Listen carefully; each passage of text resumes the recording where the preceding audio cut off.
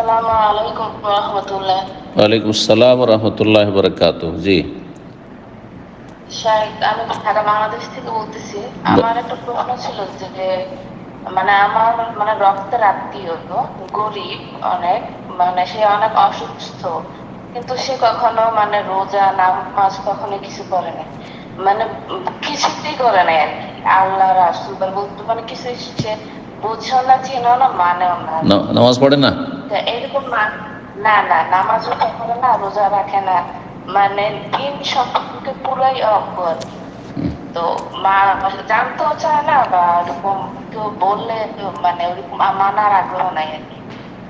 কিন্তু সে খুব অসুস্থ, প্যারালাইসিসের মতন। এই অসুস্থ মানুষদের কি রক্তের আত্মীয়, জাকাতের টাকা কি তাদেরকে দেওয়া যাবে? বেনামাজিকে জাকাত দেওয়া জায়েজ নয়। যদি একেবারে 5 ওয়াক্তের কোনো ওয়াক্তই পড়ে না, তাহলে তাকে যতই নিকট আত্মীয় হোক না কেন জাকাত দেওয়া জায়েজ নয়। কিছু আলেমাদের ফতোয়া গত সপ্তাহে আমি আলোচনা করি, সহিহ বুখারীর জাকাতের ধারাবাহিক আলোচনা 25 নম্বরে, যে সে যদি অঙ্গীকার করে যে আজকে থেকে আমি সালাত আদায় করব, তাকে দাওয়াত দিবেন যে তুমি যদি নামাজ পড়ো 5 ওয়াক্ত তাহলে তোমাকে জাকাত দেবো। আর সে যদি স্বীকার করে, তওবা করে ফিরে আসে, ওয়াদা করে, তাহলে জাকাত দিতে পারে। না হলে জাকাত দিলে আপনার জাকাত আদায় হবে না যারা দেবে, আর তার জন্য জাকাত খাওয়া হারাম। সে মুসলিম নয়। 1 ওয়াক্ত নামাজ পড়া সে মুসলিম নয়। জি, শুধু মুসলিমের জন্য জাকাত, জাকাত শুধু মুসলিমের জন্য। জি, আল্লাহ তাআলা আলাম। জি, আল্লাহ হেদায়েত দান করুন। শারীরিক সুস্থতা আর অসুস্থতা সামান্য বিষয়। আরে শরীর অসুস্থ, প্যারালাইসিস যদি মরে যায়, মুসলিম হয়ে তো জান্নাত পাবে, কিন্তু এই অবস্থায় মরে গেলে দুনিয়াও গেল, আখেরাতও গেল। খাসিরাত দুনিয়া ওয়াল আখিরা, ইহকাল পরকাল দুটোই বরবাদ, মরলেই জাহান্নাম। আল্লাহ হেদায়েত করুক। প্রশ্ন করবেন নাজমুল এসকে, আপনি।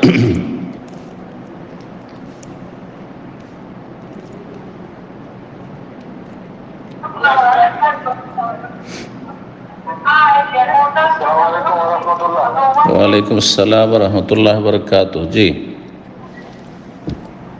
আমি কলকাতা থেকে বলছি। বলেন। আমার প্রশ্ন হলো, আপনার জানাজা সলাৎ আপনার হলে কোনো কোনো জায়গায় ইমাম সাহেব বলে যে এই মাইয়াতের উদ্দেশ্যে আমি জানাজার সলাৎ আদায় করছি, ফরজে কেফায়া যেটা বলে, যেটা বলে না তার সলাৎ আদায় করে। সেক্ষেত্রে ওনারা বলে যে এটা পড়লে হবে, না পড়লে হবে, মনে করলে যথেষ্ট, কিন্তু মুখে বলাটা উত্তম। এক্ষেত্রে ঈদের সালাতেও করে, কিংবা সামনে ইয়াও আসছে, এক্ষেত্রে তারা বলে নিয়তের ব্যাপারে। এই ব্যাপারে কোনটা আমরা করব?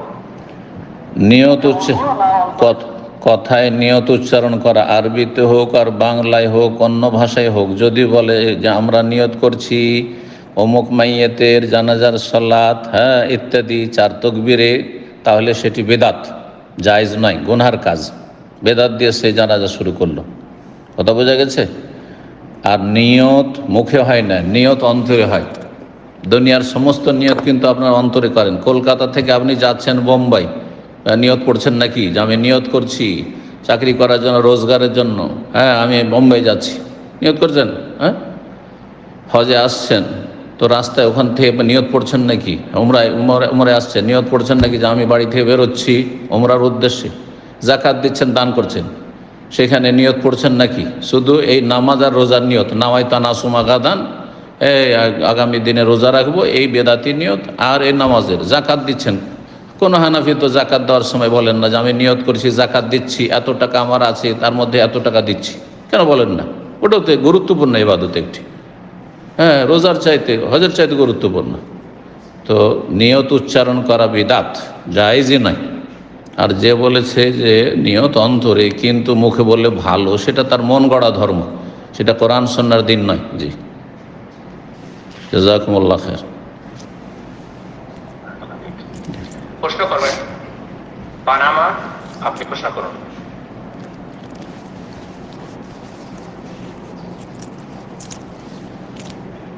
আসসালামু আলাইকুম সাহেব। ওয়ালাইকুম আসসালাম রহমতুল্লাহ বরকাত। জি,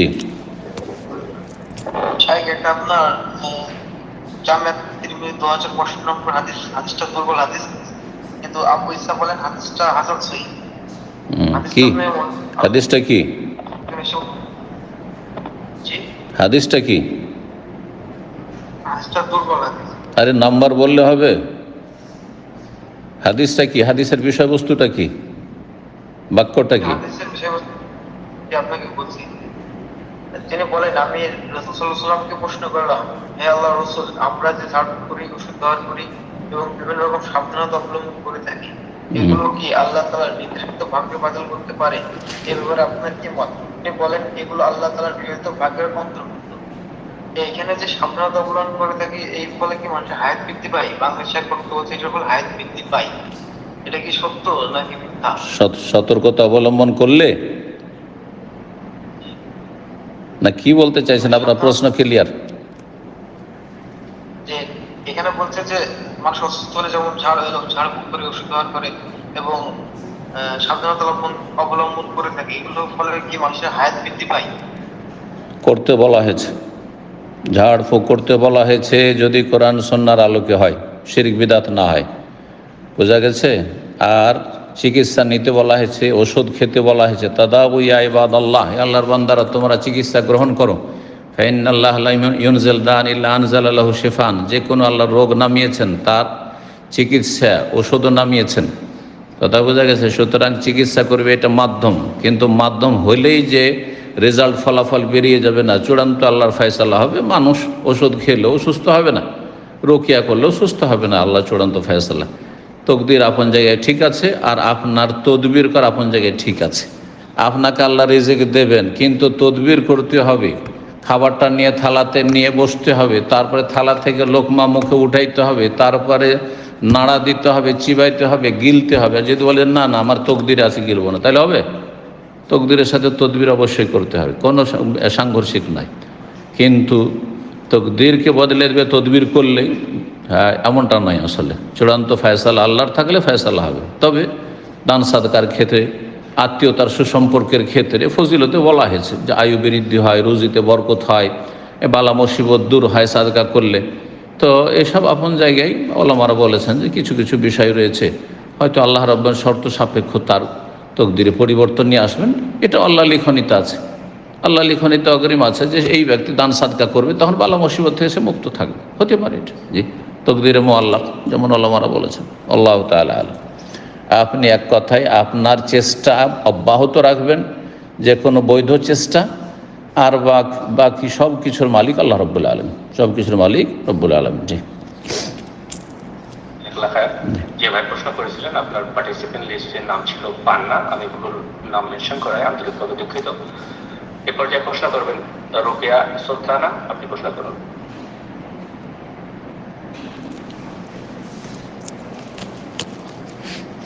আসসালামু আলাইকুম স্যার। ওয়ালাইকুম আসসালাম ওয়া রাহমাতুল্লাহি ওয়া বারাকাতুহু। জি, জি, আমি ঢাকা বাংলাদেশ থেকে বলছি। বলেন। স্যার, আজকে আজকে আমার একটা ঘটনা হচ্ছে, সেটা হলো আমি যেখানে কোরআন রাখি উঁচুতে, ওইখানে আমার বিড়ালটা গিয়ে উপরে উঠে কোরআনটাকে উপর থেকে ফেলে দেয় আর কি। তো এটা কি আমি গুনাহগার হব, বা এটার জন্য আমি কি করতে পারি? আপনিও গুনাহগার হবেন না, কারণ ইচ্ছাকৃত আপনি বিড়ালকে বলেন যে তুই ফেলে দে। আর বিড়ালও গুনাহগার হবে না, কারণ বিড়ালের এই সেন্স নেই যে এটা আল্লাহর কিতাব, সুতরাং এটা ফেলতে নেই। কথা বোঝা গেছে? সুতরাং বিড়ালও গুনাহগার না, আপনিও গুনাহগার না, অনিচ্ছাকৃত হয়েছে। হ্যাঁ, ওয়ালাকিন মা তাআম্মাদাত কুলুবুকুম, আল্লাহ বলছেন ইচ্ছাকৃত যে অন্যায় কাজ, গুনার কাজ করবে সেটা তো গুনাহ হবে। এমনকি নিজের হাত থেকে অনিচ্ছাকৃত যদি কোরআন পড়েও যায় তবু গুনাহ না, আর কোনো কাফারা নয়। কথা বোঝা গেছে? সুতরাং এতে কোনো অসুবিধা নেই ইনশাআল্লাহ। জি, তবে যদি বিড়াল এরকম ডিস্টার্ব করে তো আপনি ঘরে ঢুকতে দিবেন না। বিড়াল পোষার সুন্নত নয়, জায়েজ, বাইরে রাখেন বিড়ালকে, ঘরের বাইরে রাখেন। জি, প্রশ্ন করবেন এস কে আসগার, আপনি প্রশ্ন করুন।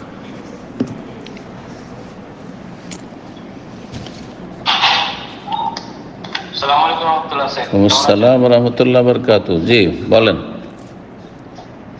আলহামদুলিল্লাহ। আমার প্রশ্ন হলো যে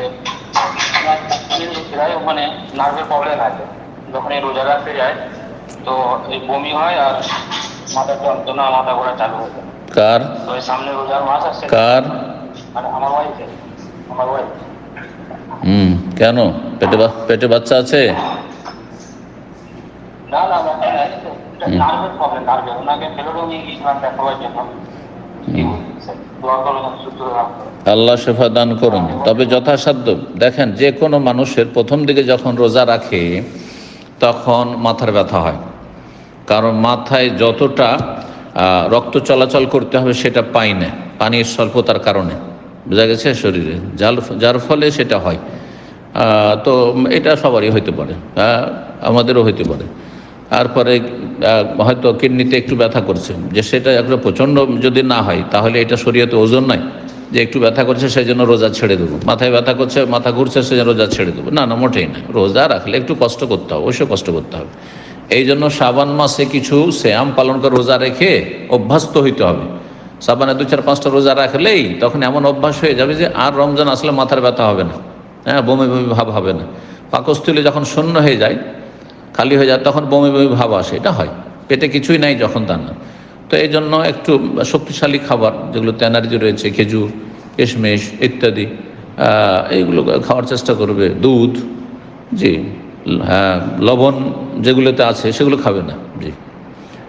মিষ্টি জাতীয় জিনিস উপকারী রোজাদারদের জন্য।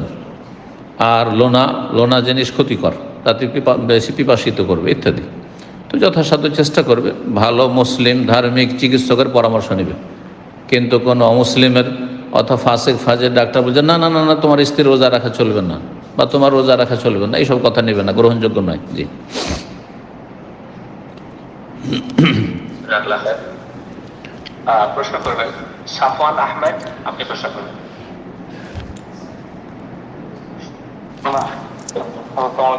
ওয়ালাইকুম আসসালাম রহমতুল্লাহ বরকাত। জি,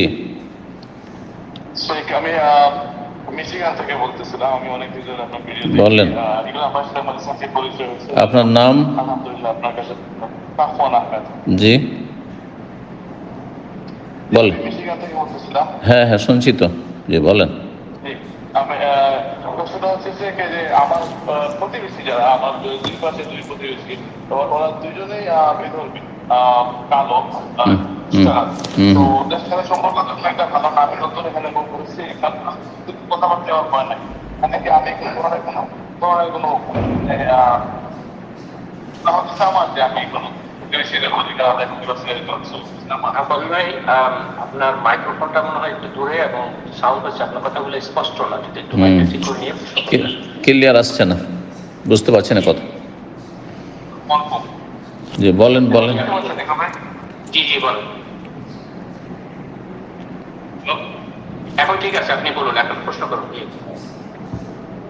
ইকরাম ভাই, শোনা যায়? জি সাফর ভাই, আপনাকে শুনতে পাচ্ছি, আপনি শুনতে পাচ্ছেন? হেডফোন ওপেন করে মনে হয় মাইক তো বন্ধ করে। ওয়ালাইকুম আসসালাম, শুনতে পাচ্ছেন?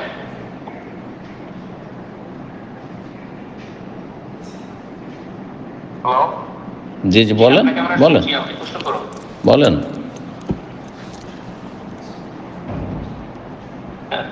সেটা উনি সমস্যা করে গেছে, কারণ উনি হেডফোন খোলার পরে ওনার উপরে স্পিকারটা বন্ধ হয়ে গেছে, উনি বুঝতে পারছেন না। জি সাফর ভাই, আপনি আপনার কথা শোনা যাচ্ছে, আপনি প্রশ্ন করুন, এখন ক্লিয়ার আসছে। প্রশ্ন হচ্ছে আপনার যে আমার প্রতিবেশী যারা আছে, অমুসলিম, হ্যাঁ অমুসলিম, এখন ওদের সাথে আপনার সম্পর্ক ভালো না বলছেন না, কি বলছেন এটা বলেন এখানে। মানে ওরা আপনার বিধর্মী, ওরা খ্রিস্টান, ওরা বিদেশি, ওদের সাথে কোনো কথা হয় নাই। তো আমি ওদিন শুনছিলাম যে প্রতিবেশীর দায়িত্ব আদায় না করলে গুনাহ হয়, তোমার এবার কবুল হয় না, কিছু একটা যদি একটু বলতেন আর কি আমাকে বুঝে। অমুসলিম প্রতিবেশী, তো প্রতিবেশী হিসাবে তার একটা অধিকার আছে। যদি মুসলিম হয়তো দ্বিগুণ অধিকার, আত্মীয় যদি হয় তাহলে ট্রিপল অধিকার। কথা বলছে, মুসলিম আত্মীয় প্রতিবেশী তাহলে ট্রিপল অধিকার, 3টি অধিকার। আর মুসলিম অনাত্মীয় 2টি অধিকার, বা প্রতিবেশী আর একটা বৈশিষ্ট্য আছে। কিন্তু অমুসলিম যদি হয়, সে অমুসলিম, তাহলে ইসলামেরও হক নাই তার, ইসলামী ভ্রাতৃত্বের, আর সে রক্তেরও হক নাই, যেহেতু সে আপনার বংশের না। এখন শুধু হক বাকি থাকলো আপনার প্রতিবেশী শ্রেণী বাড়ছে। তো আপনার প্রতিবেশী হিসাবে কি হক রয়েছে? প্রতিবেশীর সাথে সদাচরণ করা, এটা সবচেয়ে বড় হক। তার সাথে ভালো আচরণ করবেন। প্রতিবেশী যখন অমুসলিম আর এই অবস্থায় চলে গেলে জাহান্নামে যাবে, কেন ওকে জাহান্নামে যেতে দেবেন? সুতরাং তাদেরকে আপনার আখলাক চরিত্র দিয়ে সাইলেন্ট আপনি ইসলামের দাওয়াত দেবেন। তাদের সাথে সদাচরণ করে, তাদের উপকার করে যথাসাধ্য যদি পারেন কোনো ক্ষেত্রে, এবং সামনাসামনি দেখা হলে হাসি মুখে কথা বলা, কিন্তু সালাম দেওয়া যায় না। সালাম দেওয়া যায় না। আপনি গুড মর্নিং বলতে পারেন, ইত্যাদি বলতে পারেন, যেগুলো তাদের অভিবাদন রয়েছে। কিন্তু ইসলামী অভিবাদন যে সালাম, সেটা অমুসলিমদের জন্য জায়েজ নয়, অমুসলিমকে বলা জায়েজ নয়। আর এমনিতে মাঝে মধ্যে কোনো যদি উপঢৌকন দিতে চান, অমুসলিমকে উপঢৌকন গিফট দেওয়া জায়েজ। ভালো কিছু খাবার হলো যদি তারা মনে করে, পছন্দ করে, আপনি মনে করছেন দিতে পারেন, তাও জায়েজ আছে। আমার একটি আলোচনা আছে অমুসলিমদের অধিকার, আলোচনার শুনবেন অবশ্য। অমুসলিমদের অধিকার মুসলিমদের ওপর খুব গুরুত্বপূর্ণ আলোচনা, মুসলিমদের পাশাপাশি যারা বসবাস করছেন। জি, তো আল্লাহ তৌফিক দান করুন। আপনি খারাপ আচরণ করবেন, এক কথায় প্রতিবেশী হিসাবে আপনার পরিবারের আচার আচরণে যেন কষ্ট না পায়, কথার দ্বারা, কাজের দ্বারা, চলাফেরা দ্বারা যেন তারা কষ্ট না পায়। জি, তাদের সাথে ভালো আচার আচরণ করবেন। জি, আল্লাহ তৌফিক দান করুন। জি। তো আজকের সময় একদম শেষ পর্যায়ে চলে এসেছে, অনেক সময় হয়ে গেল। তো আজকে সব শেষ প্রশ্ন নেব, এর মাধ্যমে আজকের প্রোগ্রাম আমাদের শেষ হয়ে যাবে। যারা হ্যান্ড রেজ করে সুযোগ থাকে প্রশ্ন করতে, ইনশাআল্লাহ আগামী প্রোগ্রামে শুরুতে এসে হ্যান্ড রেজ করবেন। আপনাদের প্রশ্নগুলো আগামী সপ্তাহে আমরা নেওয়ার চেষ্টা করবো। আজকের সর্বশেষ প্রশ্ন করবেন আবু আব্দুল্লাহ আব্দুল মালিক বিন ইদ্রিস। আপনি প্রশ্ন করুন।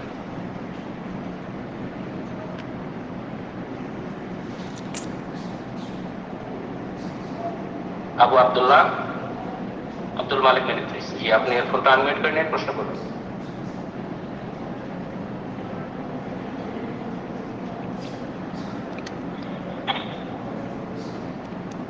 জি, সালাম রহমতুল্লাহ বরকাত। পুরাতন মানুষ, এত দেরি লাগে? এত আস্তে তো আওয়াজ আসে না আমাদের কাছে।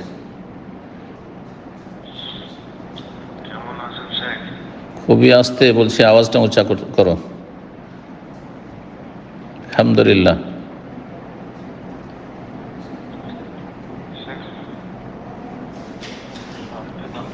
এই আওয়াজে প্রশ্নের উত্তর দেওয়া যাবে না।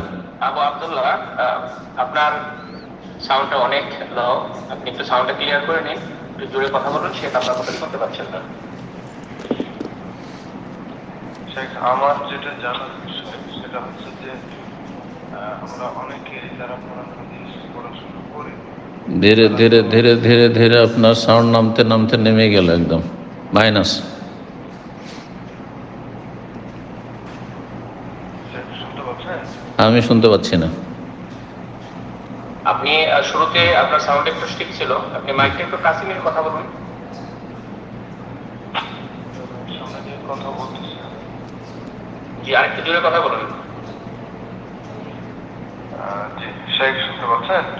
এখন শুনছি। ঠিক আছে, বলুন। আচ্ছা শেখ, আমি যে বিষয়ে জানতে চাচ্ছিলাম যে আমরা তো অনেকে যারা পড়াশোনা করি, তারা বিভিন্ন আমলের ফজিলত গুলো জানার পরে সেগুলোর নিয়তে আমলগুলো করতে পারি, কিন্তু এমন অনেক লোক রয়েছে যারা হয়তো বা অজ্ঞতার সূত্রে হোক বা সমাজের চাপে পড়ে হোক সঠিক আমলটাই করে, কিন্তু তারা ফজিলত গুলো জানে না। এক্ষেত্রে তারা ফজিলত গুলো পাবে কিনা? প্রত্যেকটা ক্ষেত্রে ফজিলতের এটা পেতে গেলে নিয়তের গুরুত্বটা কেমন হতে পারে সেটা একটু। এই জন্য তো আলেম আর আবেদে অনেক পার্থক্য রয়েছে। আপনার যে প্রশ্ন হচ্ছে যে আমাদের সমাজে অনেকে সহি আমল করে, কিন্তু সেই আমলগুলি যে ফজিলত আছে সে সম্পর্কে তাদের জ্ঞান নেই। তো তারা পূর্ণ সওয়াব পাবে কিনা? যতটা নিয়ত করবে ততটা সওয়াব পাবে, যতটা নিয়ত করবে ততটা সওয়াব পাবে। এই জন্য একজন আলেমের এলমের ভিত্তিতে যেহেতু আমল হয়ে থাকে, সে জানার পরে আমল করছে, আর একজন লোক জানছে না, আবেদ বেশি কিছু জানছেন আর আমল করছে, দুইজনের ইবাদত বন্দেগীর কোয়ালিটিতে আর নেকিতে অনেক পার্থক্য রয়েছে। মহান আল্লাহ কোরআনে কারীমে ইরশাদ, ইন্নামা ইয়াখশাল্লাহ মিন ইবাদিহিল উলামা। সত্যিকারের অর্থে আল্লাহকে ভয় করে তার বান্দাদের মধ্য থেকে যারা জ্ঞানী, ওলামা মানে মাদ্রাসা পড়ো নয়, বেদাতি নয়, যে বেদাতি মাদ্রাসা পড়েছে বলছে আমরা ওলামা আল্লাহকে ভয় করি, হ্যাঁ না, বেআমল, ফজরে উঠে না মৌলবি সাহেব, আর বলছে আমরা আলেম, না না জালেমেরা, হ্যাঁ কারি হাফেজ, কোরআন ছুঁয়ে দেখে না, অনেক আছে এরকম, হ্যাঁ ধর্ম ব্যবসায়ী সব। তো আল্লাহ হেদায়েত করুক এদের। যারা এলম অনুযায়ী আমল করবে, যে যত বেশি দিন সম্পর্কে ওই সব মাসাইল সম্পর্কে জ্ঞান রাখবে আর সেসব এলমের ভিত্তিতে আমল করবে, সে তত বেশি নেকি পাবে। আর যার জ্ঞান যত সীমিত তত নেকি বা ইবাদতের কোয়ালিটি ডাউন হয়ে যাবে। আশা করি বিষয়টি বোঝা গেছে। এই জন্য যথাসাধ্য এলেম শেখার চেষ্টা করতে হবে। আর তারপরে এলেম শিখতে গিয়ে চেষ্টা করে যাচ্ছে আর জানছে না, আল্লাহ রাব্বুল আলামিনের রহমত প্রশস্ত, রহমতি ওয়াসিআতুল্লাহ শাহী, আল্লাহ দিয়ে দিতে পারেন, আল্লাহ দিয়ে দিতে পারেন। আল্লাহর রহমতকে আমরা সংকুচিত করব না, সংকুচিত করব না, কিন্তু অবশ্যই একজন জ্ঞানীর আমল, আলেমের আমল, আর একজন আবেদ পরহেজগারের আমল কিন্তু সে এলম রাখে না, দুই আমলে পার্থক্য রয়েছে, দুই আমলে পার্থক্য রয়েছে। আল্লাহ তৌফিক দান করুন সকলকে।